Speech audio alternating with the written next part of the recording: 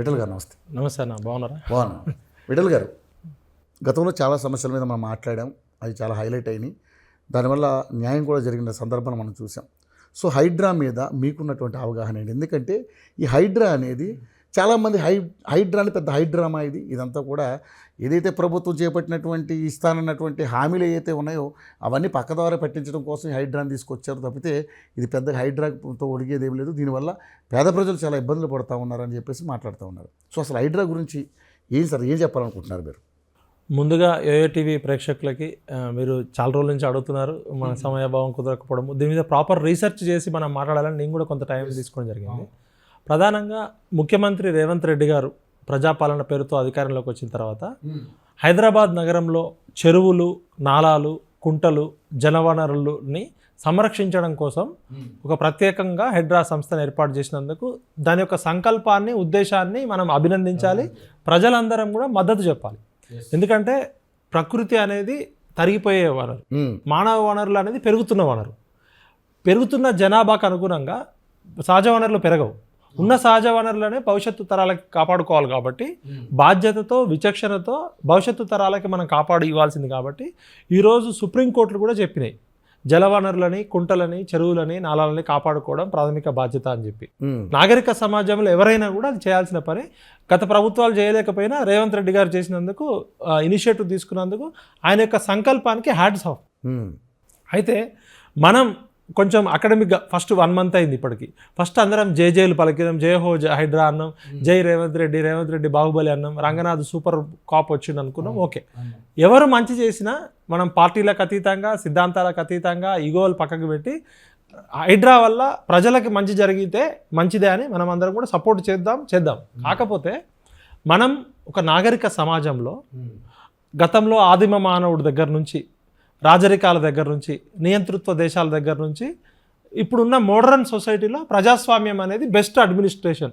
ఇప్పుడు అడవిలో కొంతమంది కలిసి చేస్తే అది ఆటవిక సమాజం అవుతుంది. ప్రజాస్వామ్యం అనేది బెటర్ అడ్మినిస్ట్రేషన్ అనేది వరల్డ్ వైడ్గా అన్ని దేశాలు కూడా ప్రజాస్వామ్యం వైపు వచ్చినాయి. ప్రజాస్వామ్యం అంటే ప్రజల చేత, ప్రజల కొరకు, ప్రజలే పరిపాలించాల్సిన ప్రభుత్వం ఇది. దానిలో మనం 4 కోట్ల మంది ప్రజలు పోయి అసెంబ్లీలో కూర్చోలేరు. కాబట్టి మన తరపున మన ప్రజాప్రతినిధులు ఒక 120 మందిని ఎలక్ట్ చేసుకొని ప్రజల అవసరాలు, ఆకాంక్షలు, కోరికలకు తగ్గట్టు నిర్ణయాలు తీసుకోమని వీళ్ళని పంపించింది. ఇప్పుడు హైడ్రా దగ్గరికి వచ్చేసరికి లీగల్, ఇప్పుడు హైడ్రా యొక్క సంకల్పం గొప్పది, హైడ్రా అవసరం గొప్పది, బట్ గమ్యము, గమనము. నీ గమ్యం సపోజ్ మీ బాబో, మా బాబో ఐఏఎస్ ఎగ్జామ్ పాస్ కావాలనుకుంటాడు. ఆ అబ్బాయి ఐఏఎస్ కావాలని అనుకోవడంని మనం ఎంకరేజ్ చేస్తాం, గొప్పగా అప్రిషియేట్ చేస్తాం, ఆయనకు కావాల్సిన సపోర్ట్ సిస్టమ్ అంతా ఇస్తాం, కష్టపడి చదివి ఐఏఎస్ కావాలనుకుంటాం.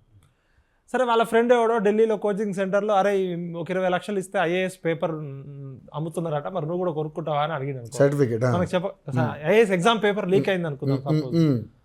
వీడు 5 సంవత్సరాలు చదివి ఐఏఎస్ అయితే సంతోషపడతామా? మనకు తెలియకుండా ఒక 20 లక్షలు ఎక్కడో లేకపోతే కొన్ని డబ్బులు ఎత్తుకపోయి వాడు ఐఏఎస్ ఎగ్జామ్ రాసి పాస్ అయ్యి తర్వాత 2 సంవత్సరాలు ఐఏఎస్ అయినాక వీడు పేపర్ లీకేజ్ ద్వారా ఐఏఎస్ ఇండియన్ వీడు సస్పెండ్ చేస్తే బాధపడతామా? ఇప్పుడు గతంలో పూణేలో ఒక లేడీ ఐఏఎస్ ఆఫీసరు వికలాంగుల దొంగ సర్టిఫికేట్ పెట్టి ఐఏఎస్ అయిందని వచ్చింది. అంటే నీ గమ్యము, గమనము, నీ సంకల్పం ఎంత గొప్పదైనా, నీ ఉద్దేశం ఎంత గొప్పదైనా ఆచరించే మార్గాన్ని కూడా ఇంపార్టెంట్. అయితే ఇది రాజరిక కాలంలో రాజు తలుచుకుంటే, రాజు ఏది తలుచుకుంటే అది అయ్యేది. రాజరిక కాలంలో కూడా ఒకటి ఏదన్నా కొత్తది ప్రవేశపెట్టే ముందు ఆ సభలో మంత్రి, మహామంత్రి, పండితులు అందరూ చర్చ జరిపి ఎవరైనా తప్పు చేస్తే 4 కొరడా దెబ్బలు కొట్టాలా, 3 కొరడా దెబ్బలు కొట్టాలా, లేకపోతే జైల్లో పెట్టాలా అనే దానికి కూడా రాజరికంలో కూడా ఒక డిస్కషన్, డిబేట్ ఉండేది, సభ ఉండేది కదా. మంత్రి, మహామంత్రి, పండితులు అందరు చర్చించిన తర్వాత జరిగేది. ఇప్పుడు కొన్ని 100 సంవత్సరాల క్రితమే. ఇప్పుడు ప్రజాస్వామ్యం ఏంది? ప్రజలే అంతిమ నిర్ణయం అంటారు. ముఖ్యమంత్రి అయినా, ప్రధానమంత్రి అయినా, ఎమ్మెల్యేలు అయినా మన కస్టోడియన్ మాత్రమే. మన మన మన జీవితాలు మెరుగుపరచడానికి మన తరపున మన ఆకాంక్షలకు అనుకున్న నిర్ణయాలు తీసుకోవాలి. మరి చట్టం, చట్టబద్ధ పాలన, రాజ్యాంగం ఉంది, రాజ్యాంగం ద్వారా చట్టబద్ధ పాలన, అదే ప్రజాస్వామ్యం. మరి రాజ్యాంగంలో చట్టం చేయాలంటే ఎవరు చేయాలి? అసెంబ్లీలో చట్టసభలు ఉన్నాయి. మరి హైడ్రా అనేది చట్టమా? దీనికి చట్టబద్ధత ఉందా? హైడ్రా అనేది ఏ యాక్ట్ ద్వారా ఏర్పడ్డది? ఎప్పుడు ఏర్పడ్డది? అసలు దీన్ని ముఖ్యమంత్రి గారు అసెంబ్లీలో డిస్కస్ చేసిర్రా? దీనికోసం ఎప్పుడు మాట్లాడిందే లేదు. మాట్లాడిర్రా? మరి దీన్ని చట్టం చేయలేదా? చేస్తే ఎప్పుడు చేశారు? దీనికి ఉన్న అర్హత ఏంటి? దీనికి ఉన్న బాధ్యతలు ఏంటి? దీనికి ఉన్న విధి విధానాలు ఏంటి? అవును. దీనికి ఉన్న స్కోప్ ఏంటి? హోప్ ఏంటి? దీనికి ఉన్న లిమిటేషన్స్ ఏంటి? అవన్నీ కూడా డిస్కస్ చేయాలి కదా. ఇప్పుడు ఇప్పుడే కొత్తగా ఏర్పడలే మన నాగరిక సమాజం. హైదరాబాద్ అనేది 400 సంవత్సరాల నాగరిక సమాజం ఉంది. నిజాం కాలం నుంచి కూడా కొన్ని రకాల రాజరికంలో కూడా కొన్ని చట్టాలు, కొన్ని పద్ధతులు, మంచి చెడు ఉన్నాయి, తప్పు చేసిన వారికి శిక్షలు ఉన్నాయి అని ఉన్నాయి. మరి 70-75 సంవత్సరాలు దానిలో మున్సిపల్ కార్పొరేషన్ ఆఫ్ హైదరాబాద్ అనేది ఒక యాక్ట్ ఉంది. మున్సిపల్ కార్పొరేషన్ తర్వాత హైదరాబాద్ నగరం పెరుగుతుంది కాబట్టి GHMC greater Hyderabad municipal corporation. Greater Hyderabad municipal కార్పొరేషన్లో సపరేట్ మున్సిపల్ యాక్ట్ ఉంది. దానికి చట్టము అసెంబ్లీలో డిస్కషన్ జరిగి గతంలో చేసి దానిలో ఎన్ఫోర్స్మెంట్ అండ్ విజిలెన్స్ ఈవీడిఎం అనేది ఉంది. Enforcement, vigilance, disaster management. గతంలో కూడా ఈవీడిఎంకి ఒక ఐపీఎస్ ఆఫీసర్ని పెట్టిరు, ఒక సపరేట్ సెల్ ఉంది. మరి ఎంసీహెచ్లో ఉన్నదేంది, ఎంసీహెచ్లో లేనిది జిహెచ్ఎంసీలో ఉన్నదేంది, జిహెచ్ఎంసీలో ఎంసీహెచ్లో లేనిది హెచ్ఎండిఏలో ఏముంది, హైదరాబాద్ మెట్రో డెవలప్మెంట్ అథారిటీ. అంతకుముందు మనం క్యాంపస్లో చదువుకుంటున్నప్పుడు తార్నాకల్లో హుడా ఆఫీస్ ఉంటుండే, Hyderabad urban development authority. HUDA Rajasekhara Reddy గారు వచ్చినాక హెచ్ఎండిఏ తీసుకొచ్చారు, హైదరాబాద్ మెట్రోపాలిటన్ డెవలప్మెంట్ అథారిటీ. ఇవన్నీ కూడా చట్టబద్ధంగా ఏర్పడ్డ సంస్థలు.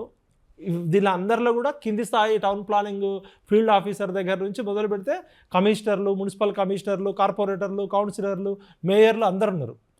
మరి 70 సంవత్సరాలు లేదా 30 సంవత్సరాలు లేకపోతే ఈ సంవత్సరాలు ఆక్రమణలు అవుతుంటే ఈ వ్యవస్థలన్నీ ఏం చేస్తున్నాయి?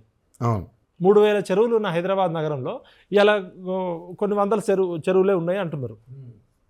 మరి ఒక మామూలుగా ఒక మర్డర్ చేస్తే వాడికి కోర్టులో ప్రూవ్ అవుతుంది, వాడికి ఉరిశిక్ష పడుతుంది, లేదా లైఫ్ ప్రిజర్మెంట్ పడుతుంది.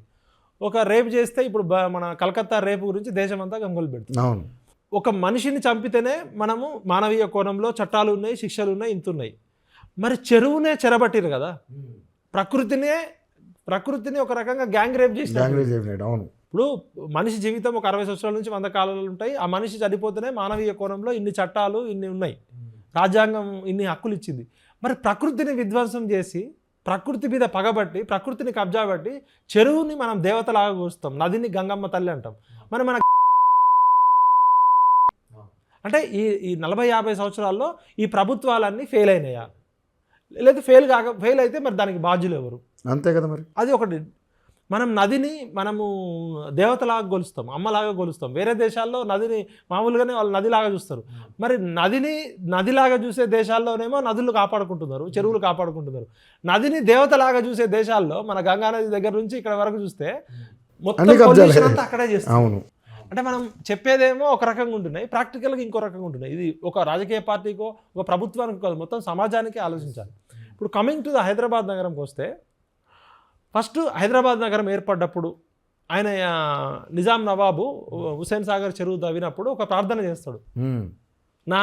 ఈ చెరువు తవ్వినప్పుడు ఈ చెరువులోకి ఎట్లయితే చేపలు, రకరకాల జీవాలు వచ్చి నిండాలో ఈ హైదరాబాద్ నగరంలో కూడా అన్ని రకాల ప్రాంతాలకు చెందిన జనాలు వచ్చి ఈ నగరం పరిడవిల్లాలి, అన్ని రకాల కల్చర్స్ ఉండాలి అని చెప్పి ఆయన భగవంతుని ప్రార్థిస్తాడు.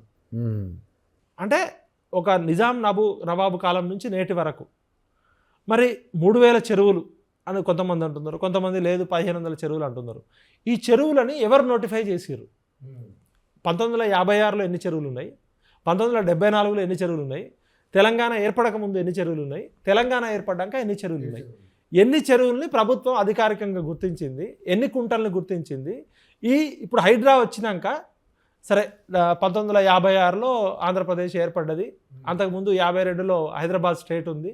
అవన్నీ పక్కకు పెట్టి మన డెమోక్రసీ ఏర్పడ్డాక ఆంధ్రప్రదేశ్ అవతరణ దగ్గర నుంచి తెలంగాణ ఏర్పడే వరకు, తెలంగాణ ఏర్పడ్డాక 2014 నుంచి 2023 వరకు ఏ చెరువులు ఒరిజినల్ ఎఫ్టీఎల్ ఎంత, ఒరిజినల్ దాని పరిధి ఎంత, దాని విస్తీర్ణం ఎంత, మీ దగ్గర ఉన్న అఫీషియల్ డాక్యుమెంట్ ఏంటి, అంటే ఏ డాక్యుమెంట్ బేస్ చేసుకొని మీరు ఇలా హైడ్రాని యాక్షన్ తీసుకుంటున్నారు?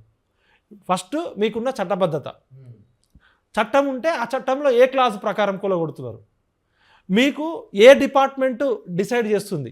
ఇరిగేషన్ డిపార్ట్మెంట్ ఇస్తుందా ఎఫ్టీఎల్ పరిధి, రెవెన్యూ డిపార్ట్మెంట్ ఇస్తుందా, మున్సిపాలిటీ వాళ్ళు చెప్తున్నారా? దీని అన్నిటికీ ఏమైందంటే వాల్టా యాక్ట్ అని ఒకటి ఉంది. తెలంగాణలో వాల్టా చట్టం ద్వారా వాల్టా కమిటీలు ఏర్పడ్డాయి. అఫీషియల్గా నాకున్న ఇన్ఫర్మేషన్ నేను ఎక్స్పర్ట్స్తో మాట్లాడితే ఇప్పటి వరకు FTL అనేది అధికారికంగా డిసైడ్ చేసే ఏజెన్సీ వాల్టానే.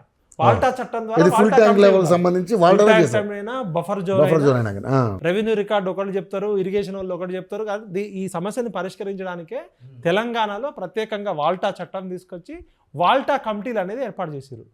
మరి రంగనాథ్ గారిని, రేవంత్ రెడ్డి గారిని సూటిగా ఒకటి అడుగుతున్నా, మీకు ఈ చెరువులు నోటిఫై, ఎన్ని చెరువులకి మీరు ఇప్పుడు ఆక్రమణలు తొలగించబోతున్నారు, ఎన్ని చెరువులు మాయమైనాయి? ఇప్పుడు గవర్నమెంట్ రికార్డ్స్ మ్యాపుల ద్వారానే కొన్ని చెరువులు రిమోట్ సెన్సింగ్ ఏజెన్సీలో పాత పిక్చర్స్ ఇస్తే ఉన్నాయి, కొన్ని చెరువులే లేవు ఇప్పుడు. మరి దీనికి ఉన్న సైంటిఫిక్ పద్ధతి ఏంటి, ఆ స్కేల్ ఏంటి? ఇప్పుడు ఎప్పుడో నిజాం కాలంలో ఏర్పడ్డప్పుడు ఒక చెరువు అన్నప్పుడు ఏర్పడ్డప్పుడు ఆ చెరువులో క్యాచ్మెంట్ ఏరియా, ఈ చెరువు అంటే ఒక కుంట, ఒక ట్యాంకు, సపోజ్ ఒక 100 లీటర్లు 1000 లీటర్లు ఒక 10,000 లీటర్లో నీళ్ళు వస్తాయి. ఈ వర్షం వస్తే పైనుంచి ఎత్తైన ప్రాంతాల నుంచి ఇది లోతట్టు ప్రాంతంకి వచ్చి నిండుతుంది అనుకున్నప్పుడు నగరంలో ఒక రకంగా ఉంటుంది, విలేజ్లో ఒక రకంగా ఉంటుంది, అడవుల్లో ఒక రకంగా ఉంటుంది. Suppose Jubilee hills, Banjara hills లాంటి ఎత్తైన ప్రాంతాల నుంచి లోతట్టు ప్రాంతాల్లోకి వచ్చింది అనుకోండి. ఇప్పుడు నది వర్షం పడ్డప్పుడు ఎంత వర్షపాతం పడ్డది, ఎంత స్పీడ్తో ఆ పైనుంచి వెలాసిటీ, ఎన్ని గంటల్లో వర్షపాతం నిండుతుంది, అది ఎంత నిండినాక దాని విస్తీర్ణం ఎంత, కాంటూర్ లెవెల్స్ అంటారు. ఇప్పుడు సముద్ర మట్టం నుంచి, ఇప్పుడు మన దక్కన్ పీఠభూమి హైదరాబాద్ నగరం అనేది సముద్ర మట్టం నుంచి కొలుస్తారు. సముద్ర మట్టం అనేది ఈక్వల్గా ఉంటుంది కాబట్టి కొలవడానికి ఒక ఈక్వల్ స్కేల్ నుంచి ఈ సముద్ర మట్టానికి దక్కన్ పీఠభూమి అనేది 550 మీటర్లో 590 మీటర్ల ఎత్తులో ఉంది అని చెప్తారు. ప్రపంచవ్యాప్తంగా సముద్ర మట్టం అనేది కొలబద్ద. మరి ఈ సముద్ర మట్టం నుంచి చూస్తే ఎట్లయితే కొలుస్తారో అట్లనే చెరువు అన్నప్పుడు కాంటూర్ లెవెల్స్ ఉంటాయి. కాంటూర్ లెవెల్స్ అంటే ఏంటంటే ఒక ఎత్తైన ఎంతవరకు మ్యాక్సిమం ఫ్లోట్ వస్తే ఈక్వల్ మ్యాపింగ్లో వేసేటప్పుడు 4 వైపులా చెరువు చుట్టువైపులా ఇగో ఈ అన్ని చోట్ల ఈక్వల్గా ఉండదు, ఒక చోట ఎక్కువ ఉంటుంది, ఒక చోట తక్కువ ఉంటుంది. ఈక్వల్గా మ్యాపింగ్ చేసేటప్పుడు ఇక ఇది నిండినాక ఈ అలుగు పారుతుంది. ఈ చెరువు ఇంతవరకు నిండితే ఆ హైట్ వరకు తీసుకొని ఇక్కడ నుంచి అలుగు పారుతుంది, మత్తడి పారుతుంది అని చెప్పి ఆ కాంటూర్ లెవెల్స్ని ఆధారంగా చేసుకొని FTL డిసైడ్ చేస్తారు. FTL దాటినాక ఫుల్ ట్యాంక్ లెవెల్ అంటే వర్షపాతం పడితే చెరువు యొక్క పూర్తి నిండే సామర్థ్యం, అది మ్యాక్సిమం ట్యాంక్ లెవెల్ కూడా అంటారు, MTL అంటారు, FTL అంటారు. తర్వాత దాటినాక ఇంకా బఫర్ జోన్ అంటే చెరువు నిండినాక కూడా పారుతుంది కదా, వర్షం వచ్చినప్పుడు వరద పోదు. FTL అనేది ఎప్పుడు దాని నిల్వ సామర్థ్యం. మరి FTL బఫర్ జోన్ అనే దానికి హైడ్రా దగ్గర ఉన్న సైంటిఫిక్ లెక్కలేంటి, అవి పబ్లిక్ పెట్టాలి కదా. ఇప్పుడు మీరు బ్యాంక్ లోన్ ఇచ్చిందని, మీరు లీగల్ అప్రూవల్ ఇచ్చిందని చెప్పి మీరు అపార్ట్మెంట్ కొనుక్కున్నారు, మీది FTLలో ఉందా లేదా అనేది మీరు చెక్ చేసుకోవడానికి ఇంత అవేర్నెస్ లేదు కదా అప్పుడు. ప్లస్ దానికి ఒక మెకానిజం. ఇంకొకటి ప్రాథమికంగా ఇవాళ హైడ్రా గురించి మనం అందరం మాట్లాడుతున్నప్పుడు ఫస్ట్ నేను ఒక ఇల్లు కట్టుకున్నా అండి. ఇల్లు కట్టుకునేటప్పుడు ఫస్ట్ రెవెన్యూ డిపార్ట్మెంట్ వాడు దాన్ని లేఅవుట్, ఇది లీగల్గా పోరంబోకు భూమి కాదు, అసైన్డ్ భూమి కాదు,